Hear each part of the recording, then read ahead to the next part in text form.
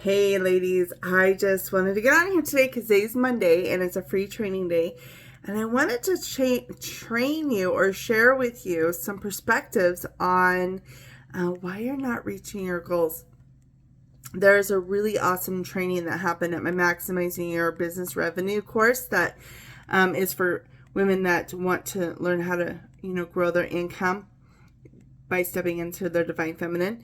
Anyway, in this course, we had an amazing training from a woman, a good friend of mine, Amanda Helm, that talked about why we don't reach our goals. And so I wanted to share that with you today. I wanted to share with you what's getting in the way of you reaching your goals.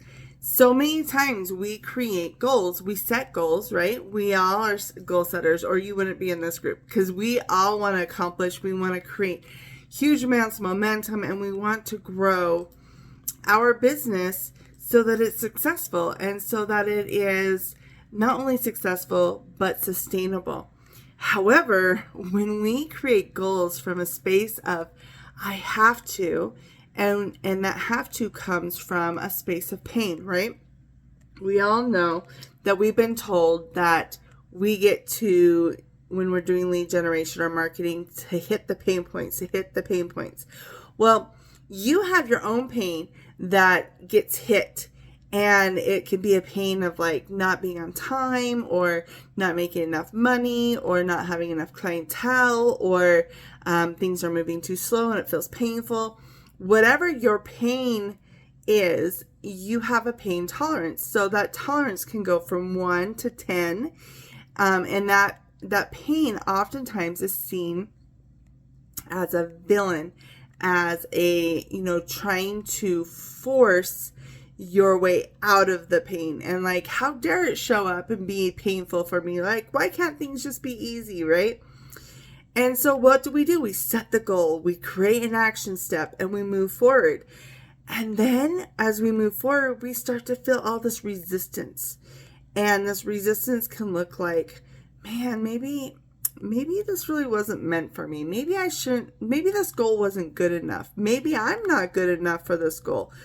Or it can look like you set a goal, you work really hard for it, and then it doesn't come through.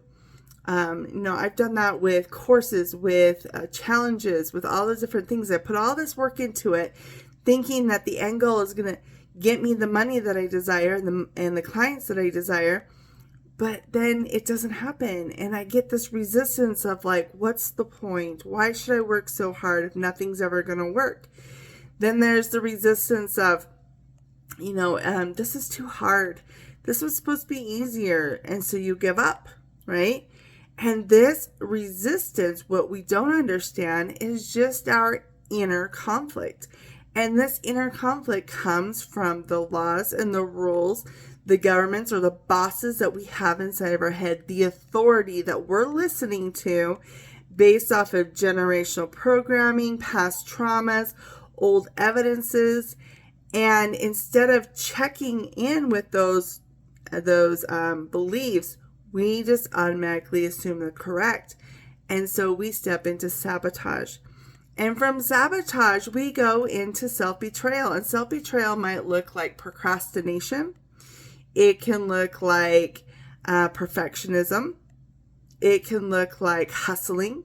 It can look like pushing, demanding, controlling, all of those things. And guess what? That space actually kills your desire.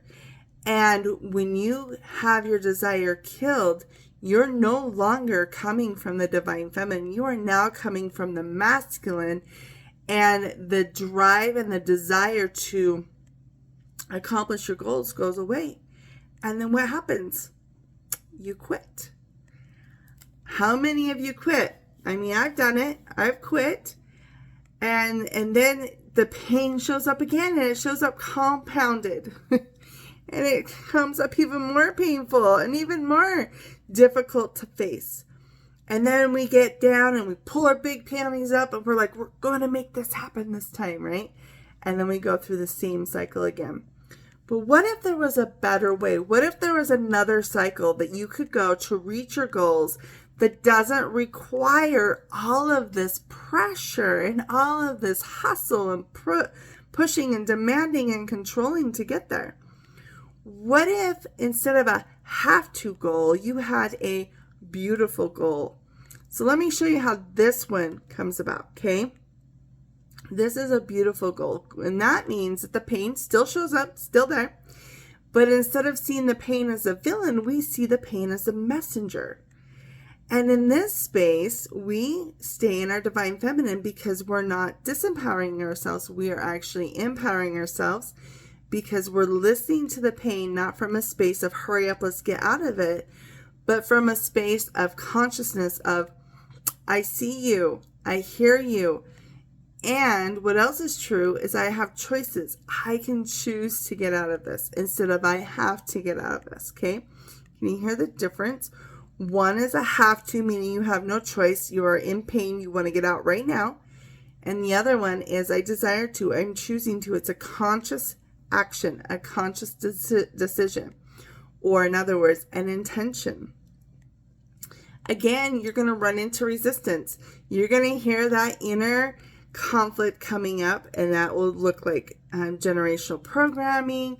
Again, that looks like laws, rules, governments, the boss, all of this stuff in past trauma, and it actually creates all these blind spots. But what's cool is when you're in this space of beautiful goals, you understand that it requires outside help. This is where you go and you assess and you get help on the blind spots, on what's keeping you blind from seeing what's in the way of you getting through the resistance and stepping on the other side of that. And this is where you get to ask really powerful questions, or you have a mentor or a coach or a really trusted friend that can help you ask the questions of what is actually in the way. Because this is where you start to become consciously aware of your languaging, and you start going, wait, am I really not good enough? Or, yeah, I don't know it. Can I not finish it? I think I can. So who's really telling me?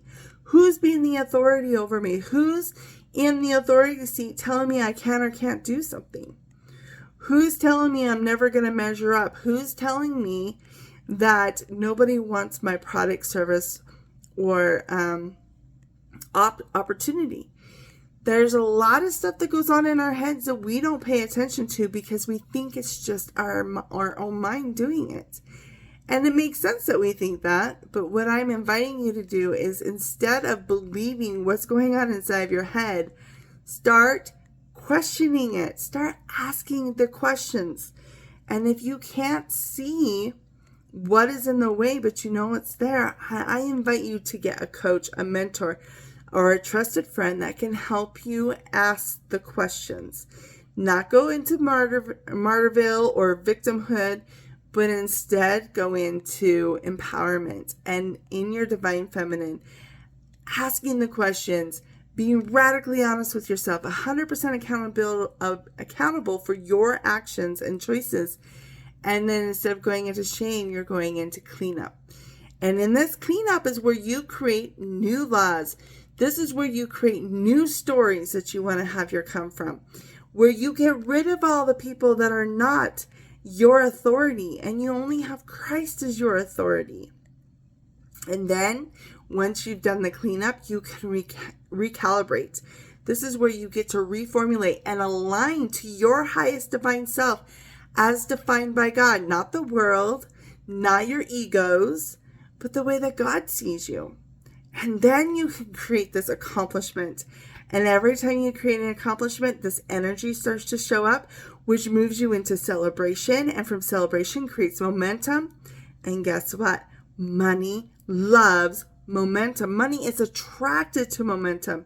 And not only is money attracted to momentum, it also moves you up to a new level when you choose to celebrate and stay in that momentum.